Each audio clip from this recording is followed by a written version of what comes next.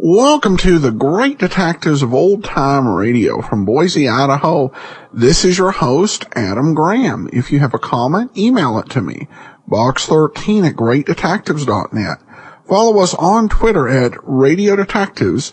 Become one of our friends on Facebook, facebook.com/Radio Detectives. Before we do get started, I want to let you know today's program is brought to you by the financial support of our listeners, and you can support the show at support.greatdetectives.net.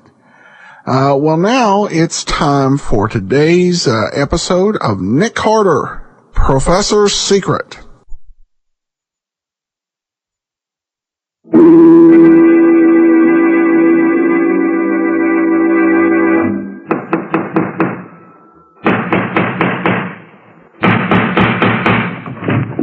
What is it? Another case for Nick Carter, master detective.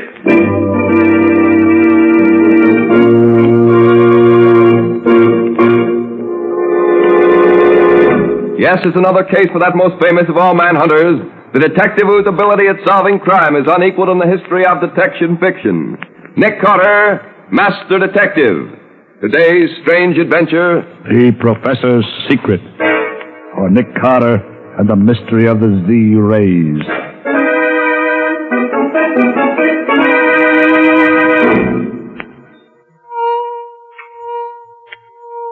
It's working, Dad.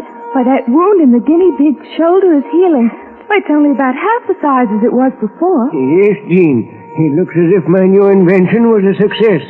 All that I need to do now is build a full-scale model, and I shall be ready to bring a new era of healing to the entire world. Don't move either. Yes, What is it? Just stand where you are and put your hands in the air. What do you want? We have no money. We don't want money. We want that Z-ray machine of yours. Shut it off. But you can't. Shut it off, I said. All right. Now fix that machine so we can take it with us. And no funny business either. Pack it up good, Pop. Better do it, Dad. These men mean business. Very well, Dean. Just as you say. Hurry up, Pop. We got a long way to go. How did you know how to find this place? That's our business, lady. Ready, Pop? Yes, it's ready. But be careful of it. Don't worry. We'll take good care of it.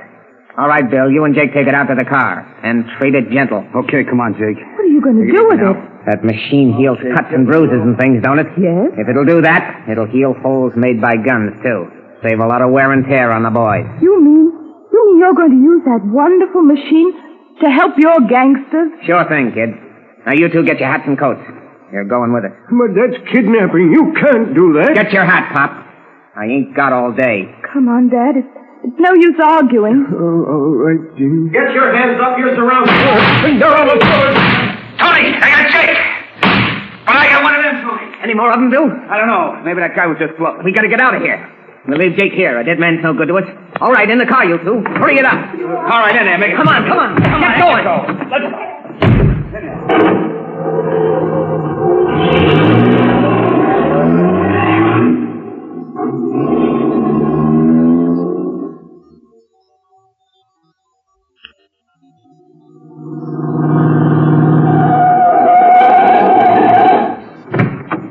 It's Scubby. Oh, there he is. Not dead, thank heaven. That's the gas in his head, though. Come on, Scubby. Wake up, will you? Come on, Scubby. That you, Nick? Yes, Scubby, it's Nick. What happened? You said to meet you here. You didn't get here. Gang started off with the machine and the prof and his daughter. I tried to stop them. One of them shot me. And I got one of them first, I think. Yes, you sure did, Scubby. They left his body here. You all right now? Yeah, I guess so. Good. Come on.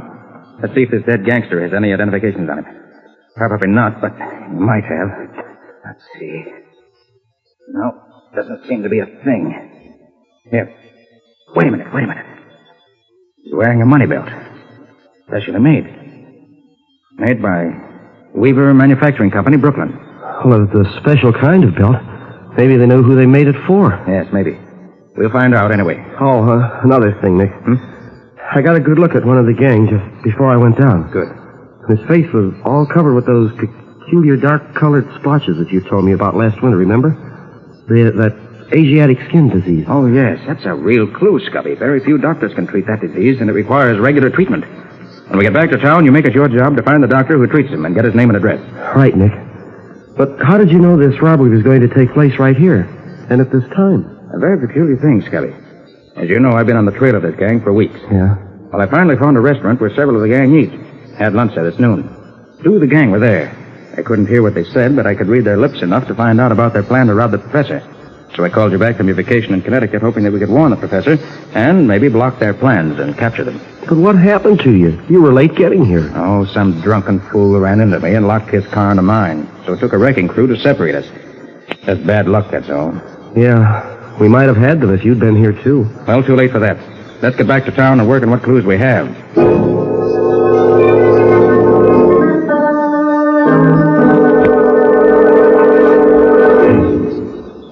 All right, Pop. Get that machine of yours going. I want to try it out and be sure it's okay. Shall I untie him, Tony? Sure. He's got to use his hands to make that thing work. But leave the girl tied up. Okay. There you are, Pop. I'll get busy. Gene, you think I'd better... Better do as they say, Dad. If you don't, they may kill us. The kid's right, Pop. Better do as we say and make it fast. Very well. Give me the machine. Here you are, Pop. Make it work. Why, I can't make it work. Huh? The main adjuster coil is missing. You mean it won't work without something that ain't there? As long as that coil is missing, I can't demonstrate it for you. It won't work. Look here, Pop. Are you trying to kid us? No, I assure you, I'm quite serious. That machine won't work without the coil. If Bill brought that thing down here just the way you gave it to him, you must have left it up there yourself. Perhaps I did. I was very nervous. Why, you old son of a dried-up mummy. I believe you did this on purpose. I believe you've tricked us. What's the diff, Tony? If he's got to have the coil, he's got to have the coil. If it ain't here, we got to get it. Yeah, you're right, I guess. What does it look like, you old goat? It's a small coil of green-covered wire, about 4 inches across. The last time I saw it was lying on the bench near where the machine was. Take a couple of the boys, Bill, and get it. First thing in the morning. And, Pop, you better pray they find it.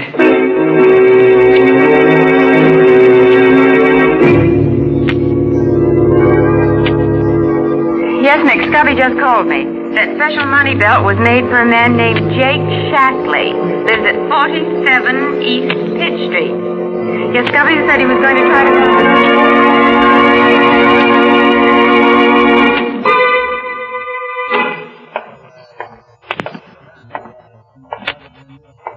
Here it is.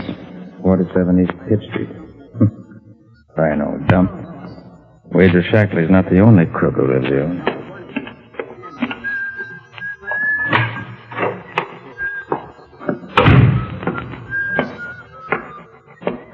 Oh, clerk. Yes, sir. What room's Jake Shackley in? Shackley? Oh, I don't know anybody by that See name. this, do you? Oh, yes, sir. Shackley lives in number 42, but he's out just now. Yes, I expect he is. I just want to look over his room. Any objections? Oh, no, sir. Go right ahead. It's on the 4th floor, sir. Stairs over there. You want the key? No, thank you. I've got one. I'll wait up there for a while. If anybody comes in looking for Shackley, send them up. I might like to talk to them.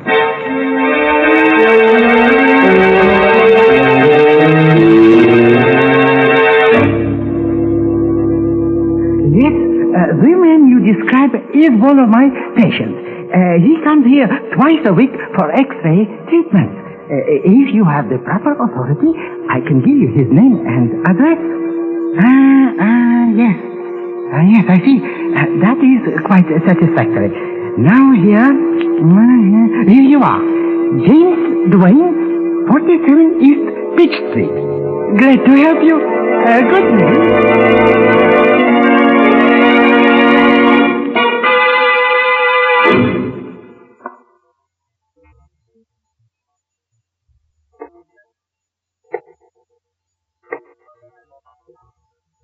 Number 37. Yeah, this is the room. Wonder if anyone is in. We better be leaving, Jim. It's a long way up there. But, Bill, how come the coil wasn't with the rest of the stuff when you brought it down? That old fathead of a professor left it behind on purpose. Oh, when do we leave? Just as soon as Pratt gets here. Do right now. Somebody else coming. Maybe I better get out of the... Looking for somebody, Bud? Oh, I was just trying to find room 9. I'm nearsighted. Go on inside. We'll talk about it there. Go on inside. Oh, sure. Sure. Hey, Trap. Hey, where'd you get that guy? He was listening outside your door. Know him? Know him. I thought I killed him up at the professor's place. You mean this is the dick who tried to stop you up there? Yeah. That pretty bandage on his head covers up the place where I put my slug. Well, he's here now anyway. Yeah, and we better get rid of him so we can be on our way. How about leaving him here and turning on the gas? Simple and efficient. Not here. This is my room. But there is a small empty room across the hall. Only one window. We can stuff the cracks with newspaper and leave him in there, tied up. That's a good idea. With the gas turned on, he won't last long. When they find him, we'll be miles from here. We won't be in the picture at all.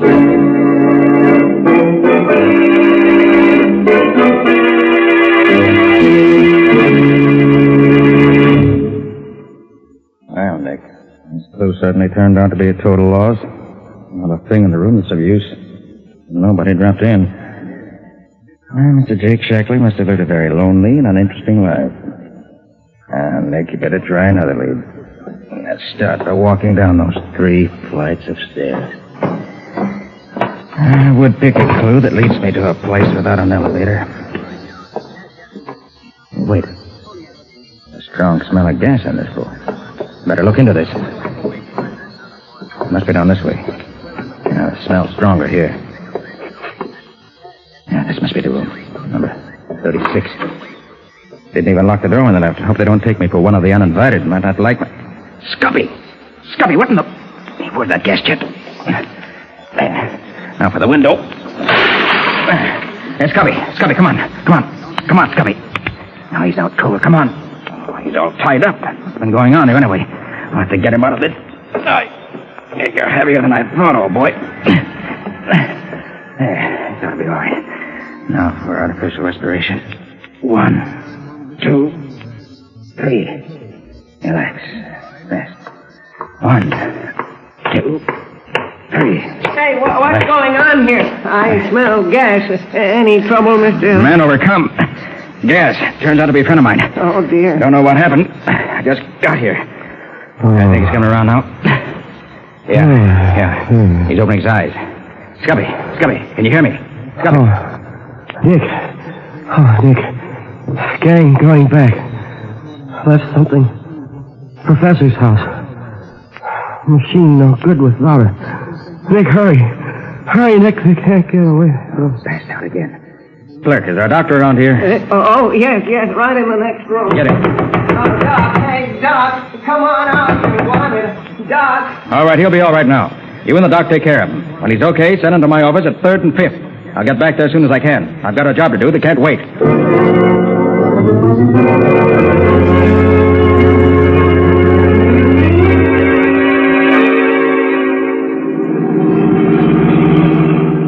Oh, are you really there, Nick? Practically, Patsy. The entrance is just around the bend ahead. I'm going to run the car off the road into the bushes here, so it can't be seen by anyone going by.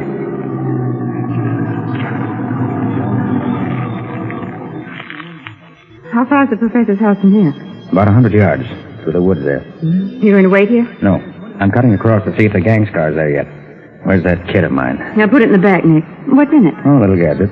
You wait here for me. I'll be back as soon as I can. Oh, but, Nick, you're not going to try to catch the gang single-handed, are you? No, Patsy, I don't expect you, but you never can tell.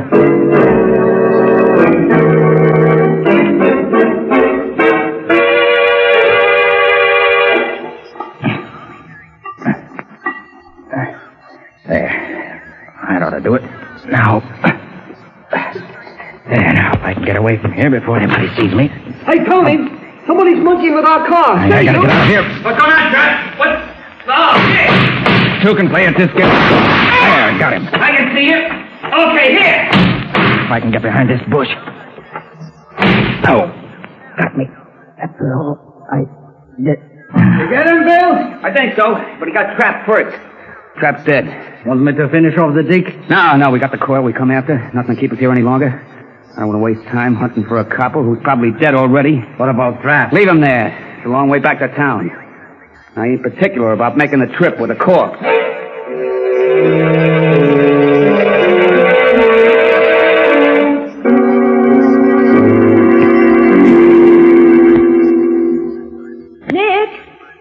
Nick, where are you? Oh, Patsy. Patsy.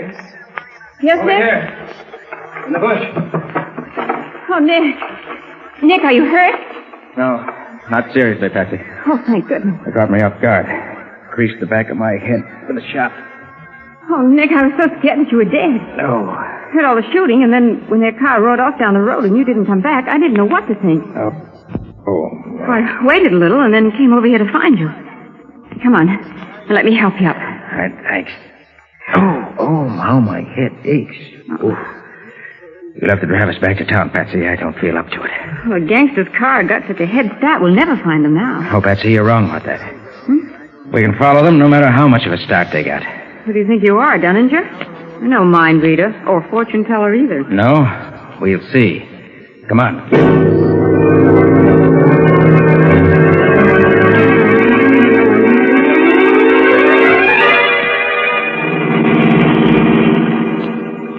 Sure we're on the trail of the other car, Patsy? Don't be funny, Nick. Of course we are. There hasn't been any crossroad or side road yet where they could have turned off.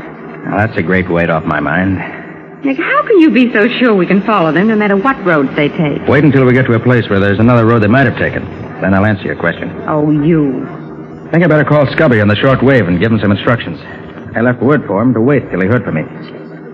KR calling YN. KR calling YN. Come in. YN to KR. Ready here. Go ahead. KR to YN. Pick up reinforcements according to plan previously arranged. Have men and machines ready in 1 hour. Stand by for further orders. We'll call you again 1 hour from now. That's all. YN to KR. Okay. We'll wait your call in 1 hour. Signing off. Nick, you never told me. What are the code letters you use for identification? We use the last letter of our first name and the last letter of our last name.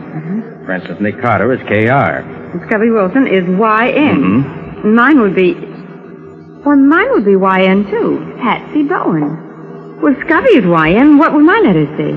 Just add the first letter of your first name. Oh, the first letter. Well, you mean my letters then would be PYN. That's right. Simple, isn't it? Look, Nick, we're coming to a crossroads. Which way, Maestro? Well, if they're going where I think they're going, they'd take the right fork. So try that one. Slow down a little bit, though. Okay. Now what? Just a minute. Stop the car. What is it, Nick? Look there, Patsy. Looks like a firefly on the pavement. That's the answer to your question. Meaning what? It's not a firefly. It's a drop of luminous paint. Nick, you mean the other car is dropping those as they go along without knowing it? Exactly. All right, you can go ahead now. Oh, that's what you were doing when they shot you. Yes, Patsy. I rigged it up before we left the office. Then when I left you to see if they'd arrived yet, I found their car. No one was in it, so I fastened it on the chassis. They came out and found me just after I'd finished the job. So that's why you weren't in any great rush. What is it, Nick? A phosphorus solution in a metal can with an adjustable nipple. Enough to last for 100 miles. They can't lose us this time.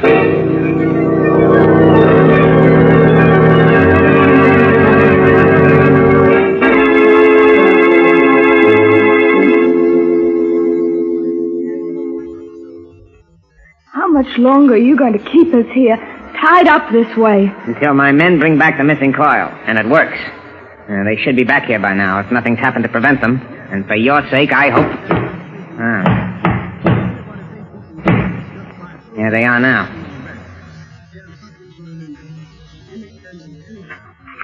Oh, we got it.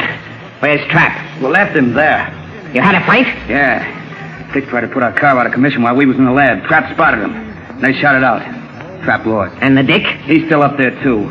Dead as a doornail. You fool! Bunglers! Can't you do anything without having trouble? We got the coil, Tony. Ain't that what you wanted? Of course. But trouble always spells danger. Where is the coil? Here. Pop, take a look at this. Is it the right one? Yes, that is the coil. Do you have to have anything else to make that machine of yours work? No, it's all here now. All right. There's the rest of it on the table there. Get it going. I want to see it work. Very well. But it'll take time. It better not take too long. Otherwise, your daughter might find things happening to us she wouldn't like. Don't worry about me, Father. I can't help worrying about you, my dear. I'll work as fast as I can. It's just 9:30 now. I'll give you 15 minutes to get that thing working. But that won't be... Better not stop to talk. Time's going. Do as he says, Father. Very well, my dear. 1 minute gone. 5 seconds. 10 seconds. 15.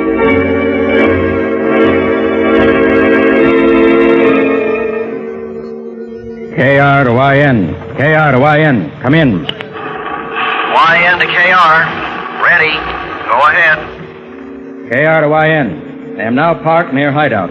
It's center one of 3 old tenement houses, East Haviland Road. Come at once. Bring men as previously planned. The roundhouse. We'll wait for you to arrive if possible. Come at once. That is all. YN to KR. Understood. Leaving immediately. Should be there in 20 minutes. Signing off.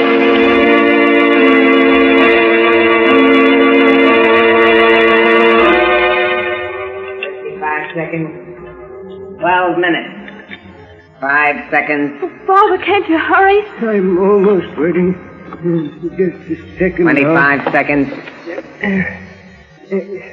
There. I think it'll work now. Ready, Pop? Yes. Turn on the current, please. I'll get it. Now then, what is it you wish to try? Try it on me, Tony. That dig got me in the shoulder. Very well. Try it on Jim's shoulder. Stand in front of the machine. Now, a little closer. Bring your shoulder a little lower, so as to be directly in front of the rays. It ain't going to hurt, is it? You want your shoulder fixed up, don't you? Sure. Shut up, then. Now, stay right there. Steady now. Gee, feels good. Hey, Tony, look. The shoulder looks better already. Yeah. This will make us the tops of any gang in the whole world. How long will it take to fix him up as good as new, Pop? Well, this is only a small demonstration machine. It'll take several hours to complete the healing process. With a larger output of the Z-ray, it'll be much quicker. Hey, Tony, what's that? What's what? Them cars outside, did you hear them? Cars? Stopping here? Yeah, there was 2 of them. Pete? There they are. You fool! So you left that dick dead in the wood at the Pross lab, did you? Tony, I was sure he was dead. So Daddy's tracked us right here to our own hideout. But Tony, Hey, boss, the cops, they surrounded the house. How many of them are there? A dozen. We can take care of them. Bill, you and Jim go down and give the boys a hand. Right. Pilot, you ought to be a match for a dozen of them, but work fast. There may be more along any minute. Yeah, sure, Tony. Come on, guys. Come on, let's go check. All right, come back in. Now, you two, I'm going to close this door and lock it. Now let me hear a peep out of either of you, and you'll get a slug in your back. So long as I got you two here with me, I got something to bargain with. And it's going to be a good bargain. One that'll get me out of here free and clear.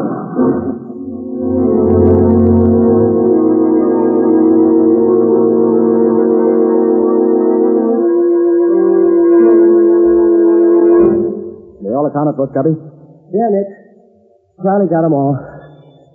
1 dead and 4 wounded. Oh, that's fools they are. So busy defending the front and back doors that they forgot that little side window. Yeah. Once we got a man in there, it was easy. Were they surprised to be attacked from the rear? Did you find out where the head of the gang is? No, Nick. We searched every room in the house except this one. He and the old man and his daughter must be in here. Well, I know they haven't gotten away. I watched the house from the time I called you until they got here. I'm positive nobody left the house. Now, let's find out. All right, you in there. You might as well come out. You can't get away. You think so, Mr. Carter? So you know me, do you? Yes, I know you. And you know that you can't get away. I think you're wrong about that, Carter. What do you mean? I have a proposition to make. All right, what is it? If you let me go free and give me a half-hour start without trying to stop me, I won't harm either the old man or his daughter. But if you refuse, if you try to break down the door to get me, they'll both die before you can save them. Are they all right now? They are. How long they stay that way depends on you. Hey, what can we do, Nick? We can't let him kill the old man and the girl. I have a plan, Scotty. Yeah? Miss Pender, are you all right? I told you she was okay. I want to hear it from her own lips. Miss Pender, are you all right? Go ahead, kid, tell him. Yes, Mr. Carter. We're all right.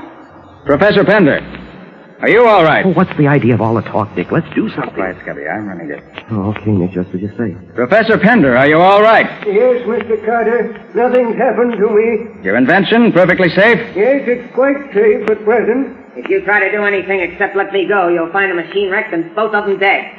Is your father all right, Miss Pender? Nick, what in heaven's name are you trying to... Quiet. Miss Pender, is your father all right? Yes, he's all right.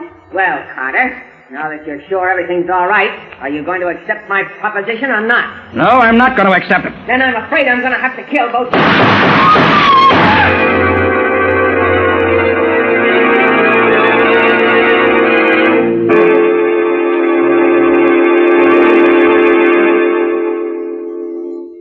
But I can't understand it, Mr. Carter. Oh, you couldn't see him through the door, and yet you shot him dead. Yes, Mr. Carter, it's incredible. He killed him without even knowing where to shoot. That's where you're wrong, Professor. I did know where to shoot. Oh, Nick, you're not going to tell me that you have X-ray eyes or something. No, Scubby, I won't tell you that. But how in the name of all that's wonderful could you know where to shoot? Use my ears, Scubby. Your ears? Yes. I made the three people in that room talk to me until I had a mental picture of just where each one of them was. Yeah. Then when I was sure in just what direction the crook's voice was coming from and was sure that neither the professor nor his daughter were near enough to be hurt, it was a simple matter to shoot right through the door at the crook's voice. And I was right. Sorry I had to kill him, but it was the only way I could see to get him without danger to either of them. Well, I'll be a monkey's uncle. So you shot him by the sound of his voice? Exactly, Scubby. He'd kept his mouth shut, I'd have had to agree with his terms. But he talked. He talked himself right into the hereafter. And I wonder if he can talk himself out of whatever he finds waiting for him there.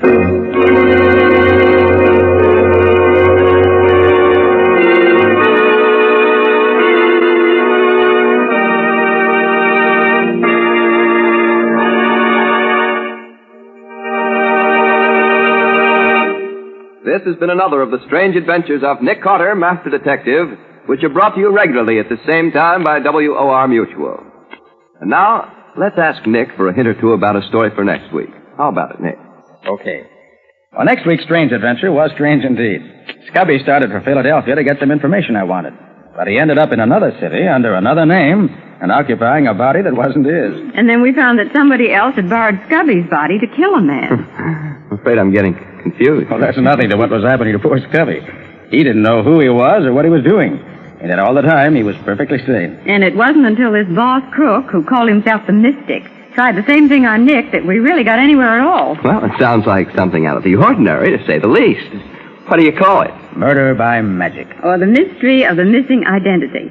And that's all for now. So long. So long, everybody. And so long to you both, Nick and Patsy, until next week.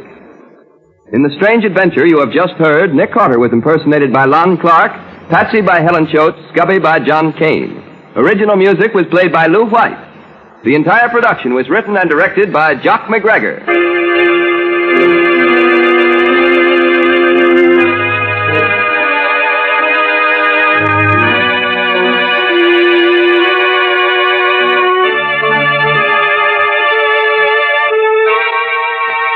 Next week at the same time, listen to another curious experience of Nick Carter entitled Murder by Magic, or Nick Carter and the Mystery of the Missing Identity.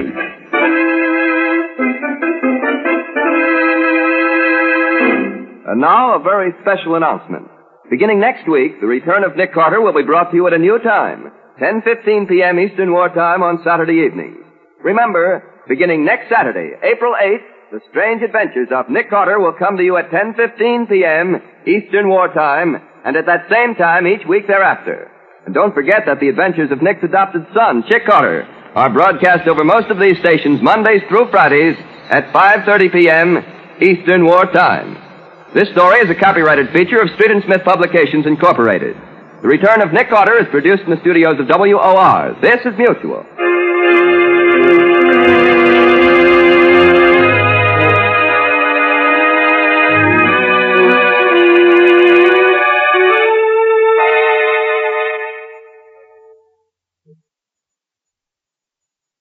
Welcome back. Nick Carter. Absolutely fearless.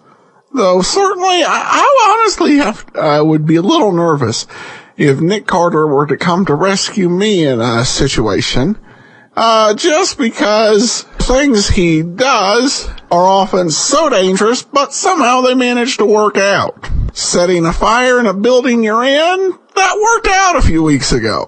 And hoping that you can figure out where everybody's standing by voice tone, again, worked out. I just want to find out what Nick Carter is going to be up to next week, though it'll be a bit more subdued since we'll be playing the Christmas episode. All right, well, on to listener comments and feedback. We have an email from Scott who says, just discovered the podcast. Thank you so much for sharing these shows and your commentary. Well, you're welcome, Scott, and thanks for listening. All right, well, that'll finish it up for today. Join us back here tomorrow as we wrap up the indestructible Mike matter and begin a new Carter Brown mystery series. In the meantime, do send your comments to box13 at greatdetectives.net. Follow us on Twitter at Radio Detectives and become one of our friends on Facebook, facebook.com/Radio Detectives. From Boise, Idaho, this is your host, Adam Graham, signing off.